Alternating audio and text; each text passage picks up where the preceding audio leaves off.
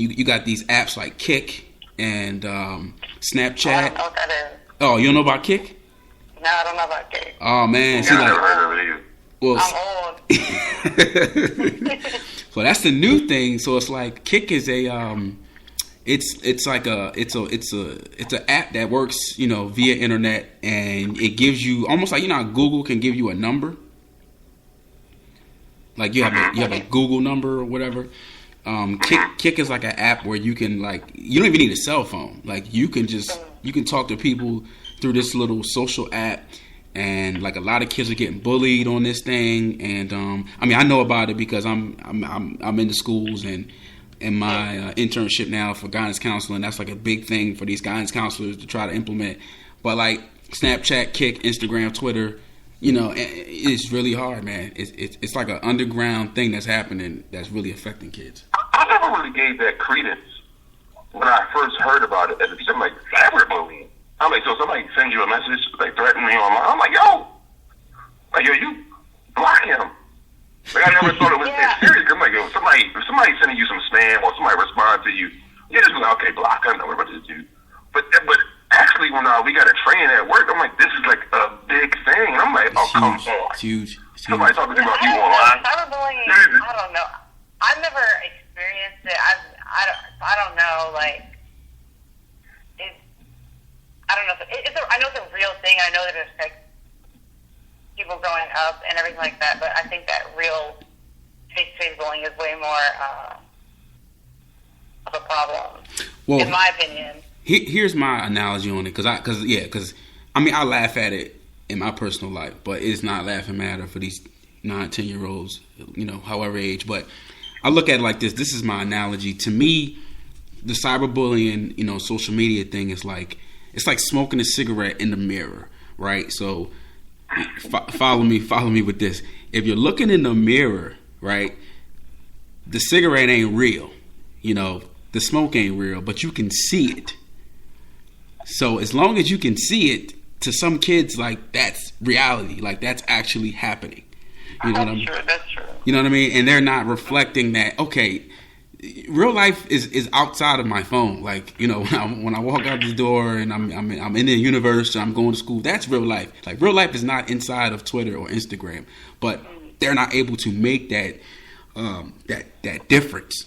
And that's what I kind of compare it to. And it's real to them. You know what I mean? Like, it is real to these kids. Yeah, I guess I just think that it could be eliminated by, self-blocking them, or by the fact of them realizing that this is just something someone said, and that you're bigger than that. You're bigger than this person hiding behind a computer. You need to know that there's other people out there that love you and want you to do more. So not that people don't get affected by it. I don't want it to sound like that. Do y'all think that it should be a regulation for age? I don't know if you can't do that anyway, because kids get online about the age online, but should it be regulated to the point where it's only for like young adults, like, and not letting like little children have social media, like, or that's an overreach? Yeah, I don't think that will, because it's like, how do you even navigate that? You know what I mean? Like, but I feel like it's like the job of, like, again, the parents. But I know that they're like I know that their parents would give their kids cell phones at, like, I don't even know how young, like very young. It's just like, I don't understand why they need a cell phone when the kids should be in your, like, presence at all times. Like, if they're not in your presence, you drop them off somewhere, and you're gonna pick them up at this time. It's not like anything's gonna change. Like, I don't really understand why they need a phone, why they need this accessibility to the social media at such a young age. Right. And I mean, as a parent, you just got to be in your kid's world. Yeah.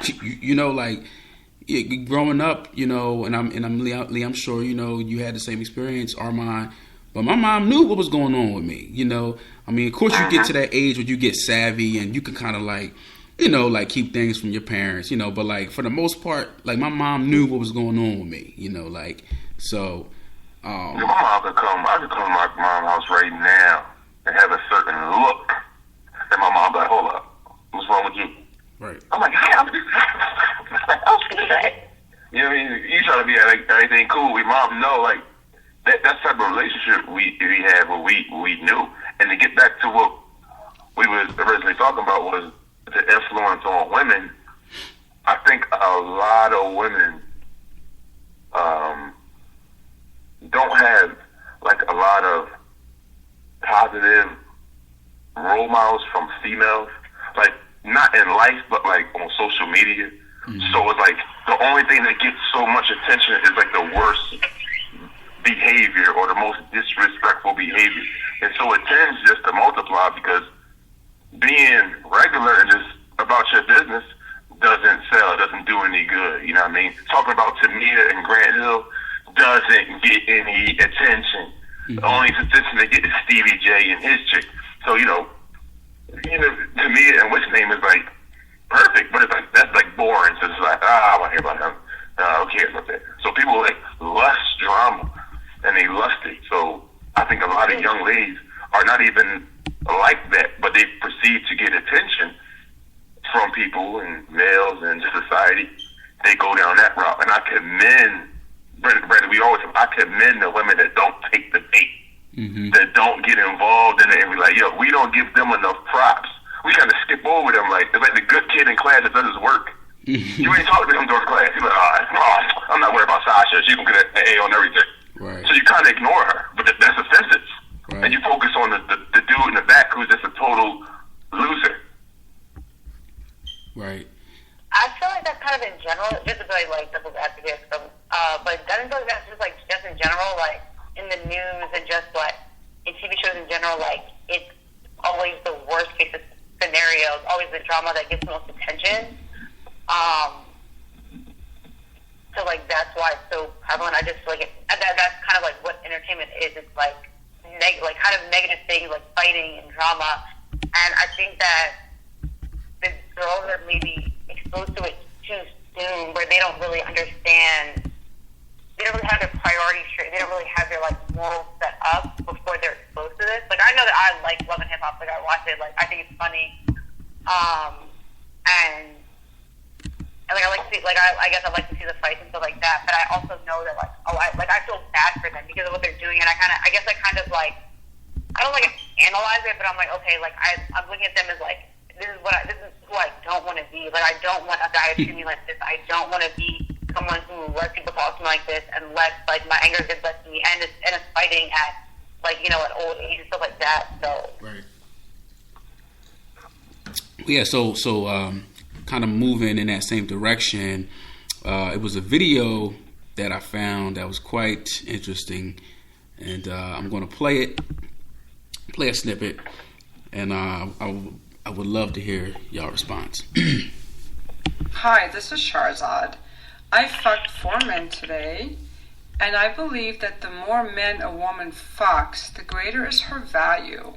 It's like the more books I read, the more languages I speak, the more dishes I've cooked, the more children I've nourished, the greater is my value. My experience, my love I've put into something increases my value. And I would like to say to the ladies, what would you do sexually? I'm reading off my Facebook thing because I just posted this, but what would you do sexually if the world didn't shame you or guilt you for enjoying it? And if you put it back on men to manage their own emotional states about your sexuality. And men, what would you do sexually if you didn't believe you had to marry a woman or start a relationship with her just because you had sex with her? If you put it back on her to manage her own emotional state. Sometimes I think we're in the dark ages. Thank you for listening to my video. All right. Hi, this is Sharzad. What do you think about that? Some feminists going wild. That's all. But go ahead. I'll let y'all respond before I dig at it real quick. All right. Lee, you want to go? You want me to go? You can go. You can go ahead. All right. So, all right. But this is very interesting. When I heard this, immediately I wanted to know how old she was, because, and I could see that she was older. So I'm gonna assume she's like 35 or older. Older. Yeah, she's older, and I'm assuming she doesn't have any children. But I mean, I don't co-sign that statement, and I'll just give y'all my perspective as a man, and I've kind of like, Steve Harvey has the famous book like Think Like a, what is it, for women to think like a man? Yeah, Think Like a Man. Okay. Like a lady, Yeah. like that. Okay. So I don't know that I didn't read that book, but after a certain point, I would say maybe like 24, 25, I kind of was like, all right, I started thinking like a woman as far as like sexual partners and women I date, and that like it's not about the notches on the belt, and I kind of like looked at it like a woman is quote unquote supposed to look at it, that it's about experiences, and I need to really covet and really analyze the people that I'm dealing with, as opposed to just having the most amount of chicks I can have in my face at one time.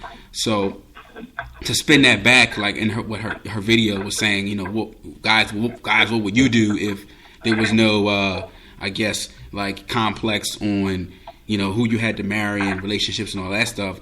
I just feel like I'm not married now, and I already adopted that philosophy. So that's kind of irrelevant to me. I mean, I've already adopted the philosophy that I'm just watching who I deal with carefully as far as dating. So that's my take on it. I think I think you that did. Go ahead, the Rick. problem that I have with the way that people treat women who want to enjoy, sexual experiences like that, I think that they just like do it because they think that they're above them in some type of way, and they don't have any like basis for it. I know that my basis for, I wouldn't like disrespect anyone for choosing that, but my basis for it, for disagreeing with it, would just be based on like my religious beliefs, and like they don't have that. So it's like you're literally just making this idea up just so you can like bring her down just because it's something that she wants to do. And that's pretty like, and it's just kind of confusing to me. And I kind of forget what I was going to say. I forget what she said. Yeah, she basically was like saying like she's free and she feels like having sex with multiple guys like enriching her experiences. Kind of like like the more books you read, you enrich your mind. But that's not true. Like I don't care. Before you go, Armand, I don't care whether you're a man, a woman, a dog, a cat. Like having random sex to the point where you're having multiple, it's 5 in one day. That's not good for anybody. Like how that's not good. That's never good. Like if you're trying to get out some emotional stuff, some physical whatever, like there's always for for the inverse there's the outverse. There's a reaction for every action. So it's just too problematic of a thing to do, in my opinion, for that to be positive.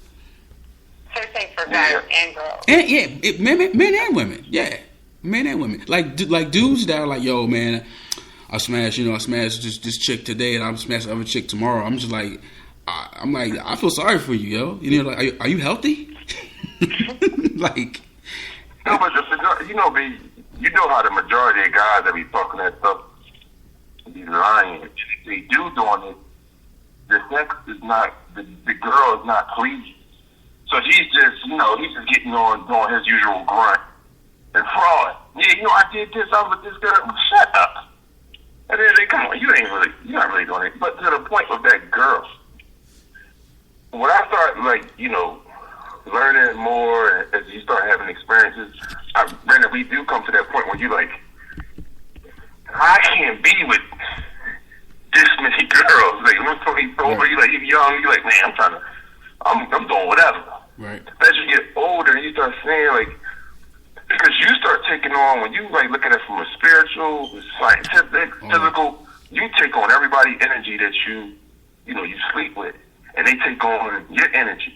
So if their energy is off, you're gonna be off a little bit. And if they both is on, that's good. But if you don't get to know a person and get to know where they at mentally, one of the big things that I learned over recent years is like I can't deal with a girl if her family is off. Mm-hmm. It's not even about her. Mm-hmm. Like if I feel like your family is off, like they just got so much going on, like I can't do this. Yeah, because we get married, we have children. I go to Paris for